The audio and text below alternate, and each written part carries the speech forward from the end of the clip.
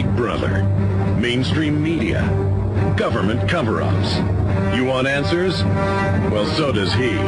He's Alex Jones on the GCN Radio Network. And now, live from Austin, Texas, Alex Jones.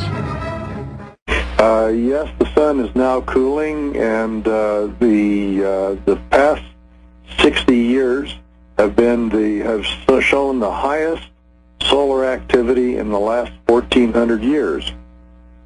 So yes, the sun is now cooling and has been warmer, and we can expect some cooling. But there's also some change in the ocean currents that's periodic, so that there is expected to be some cooling within the next decade or so.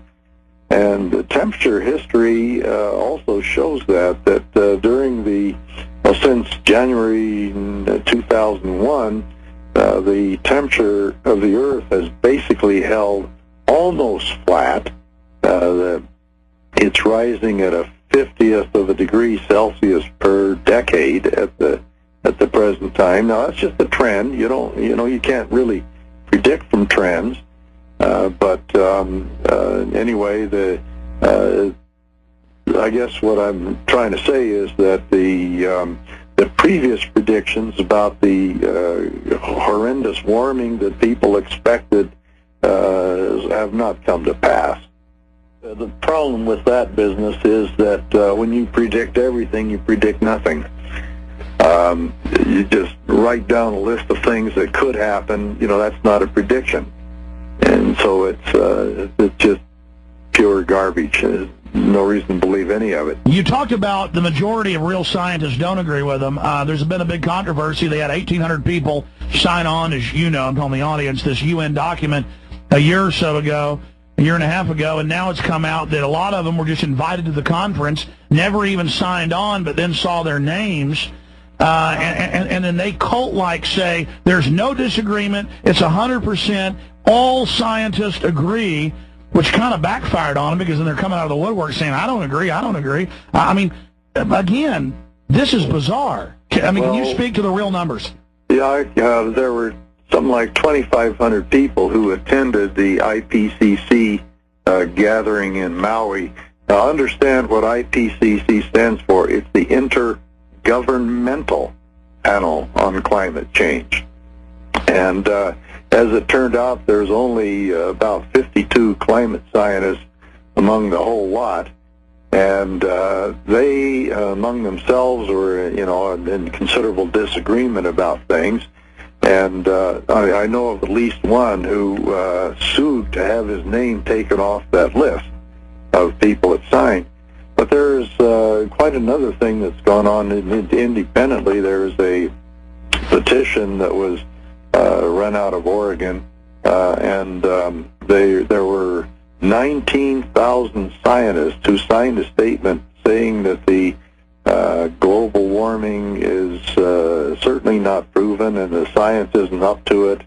It's not time to panic. And there's another petition that I only know about sort of through back channels that has something like 29,000 signatures on it, where people disagree with the IPCC. Why does Al Gore think he's going to get away with this? Well, the interesting thing about Al Gore, he was invited to speak at a meeting in New York, which was climate skeptics. I was one of those skeptics, by the way. And he was invited to speak, and they said, name your price. And they know that his price is usually $200,000 per lecture. And he gets big money out of this thing. And he refused to speak in front of this group. And they said, name your price. If he could have named, say, $1 million, they would have paid it. But no, he knows he doesn't know this stuff very well, and he knows that any climate scientist on the planet can shoot him down because of his errors. But so he won't speak. But then there was a recent meeting of professional engineers up in Denver. This was the Colorado Professional Engineers, and they decided to have a forum on global warming, and they'd like to hear both sides of the issue. So they're right there in Denver, near Boulder, where NOAA is headquartered, and NCAR, National Center for Atmospheric Air, is located. And so they said, okay, let's just find some of these people that NOAA and NCAR brag are part of this IPCC and have them give a talk. And one of them said that it wouldn't be an appropriate forum. Now, remind you, professional engineers are the elite of engineers. And all the rest of them that they asked found better things to do. I'm busy, I'm clipping my toenails that day or something.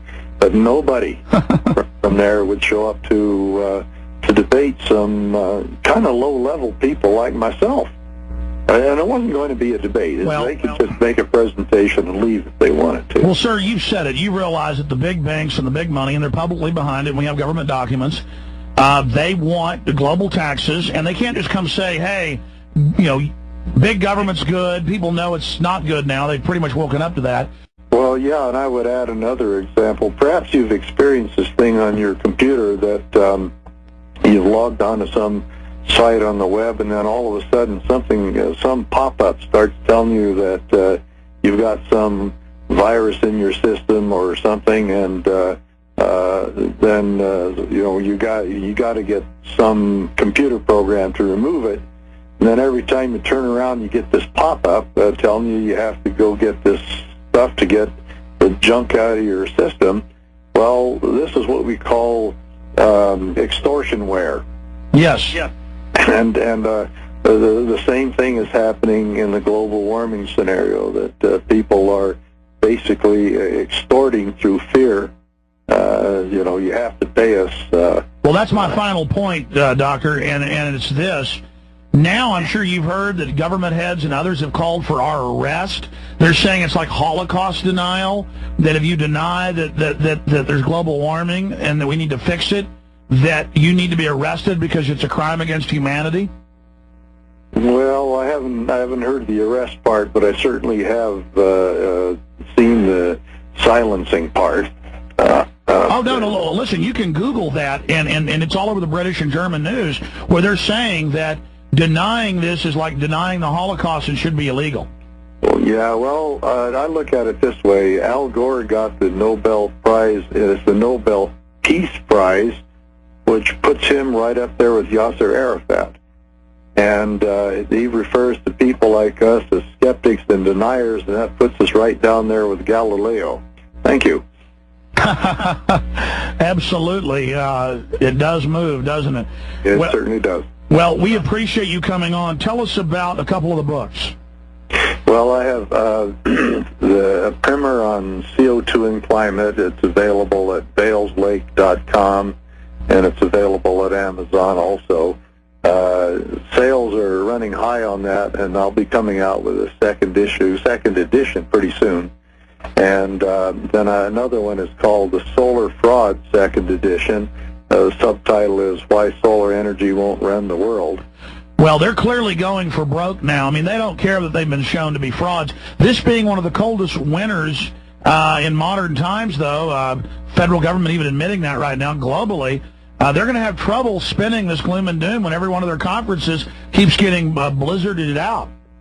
Yeah, well, actually, I look forward to having this whole thing quiet down and winding up with a bunch of unsold books, because the thing has gotten out of people's minds and they're just not excited about it anymore. Well, I think we're starting to turn the corner. A lot of people who believed in it a year ago, when they saw the NFL pushing it and Bush even saying he was for it now, I think the massive corporate push, people went, wait a minute, something stinks.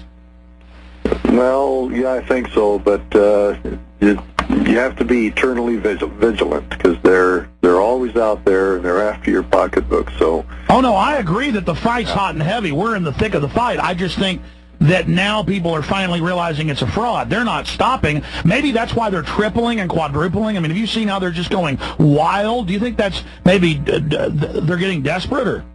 Well, I think so, but by by the way, I have written a paper once that was published in Nuclear News, and it advised the nuclear industry not to take on this global warming as an argument for nuclear, because nuclear has plenty of its own merits, and they should not rest a strong case on weak arguments.